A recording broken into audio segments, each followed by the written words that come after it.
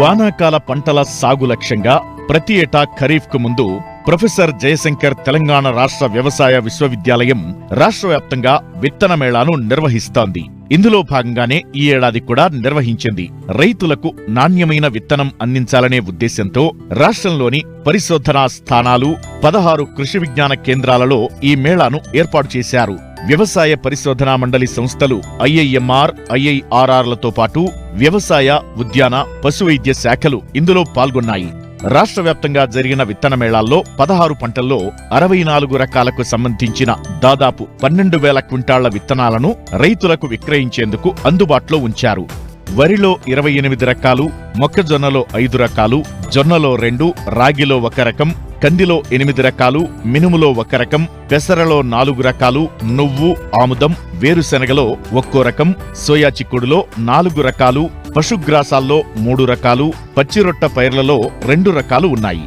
వ్యవసాయంలో ఆధునిక సాంకేతికతపై రైతుల సందేహాలు తీర్చడానికి ఆయా పంటల శాస్త్రవేత్తలతో చర్చాగోష్ఠి ఏర్పాటు చేశారు. వ్యవసాయం అనుబంధ రంగాలకు సంబంధించిన ప్రదర్శన సైతం నిర్వహించారు.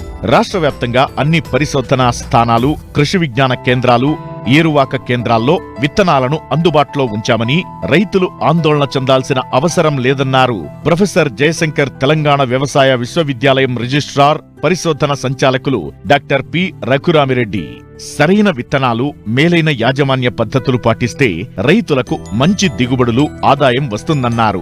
రాష్ట్రంలో సాగయ్యే ప్రధాన పంటలకి సంబంధించి నాణ్యమైన, మేలైన, తెగుళ్లను తట్టుకోగలిగే అనేక రకాల విత్తనాల్ని విశ్వవిద్యాలయం అందుబాటులోకి తెచ్చిందని, వాటిని వినియోగించుకోవాలని రైతులకి సూచించారు. ఈ సీడ్ మేళా అనే కార్యక్రమం ప్రతి సంవత్సరం నిర్వహించడం జరుగుతుంది. అదేవిధంగా ఈ సంవత్సరం కూడా దానిలో భాగంగానే సీడ్ మేళా అనేది స్టార్ట్ చేయడం జరిగింది. మేము కూడా ఊహించినంతగా చాలా ఎక్కువగా డిమాండ్ రావడం అనేది గమనించడం జరిగింది. ప్రతి సంవత్సరం 1000 నుంచి 1200 మంది రైతులు మా హైదరాబాద్ లోపల ఉన్నటువంటి ఇక్కడ సీడ్ మేళాకు రావడం జరుగుతుంది.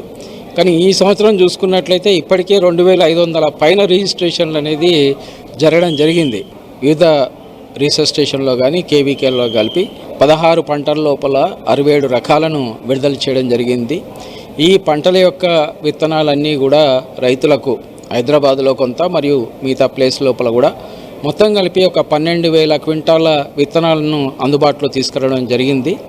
అంటే యూనివర్సిటీ వారి విత్తనాలతో పాటుగా నేషనల్ సీడ్ కార్పొరేషను, అదేవిధంగా Telangana state seed development corporation సంబంధించినటువంటి వారి అమ్మక కేంద్రాలను కూడా ఇక్కడ ఏర్పాటు చేయడం జరిగింది.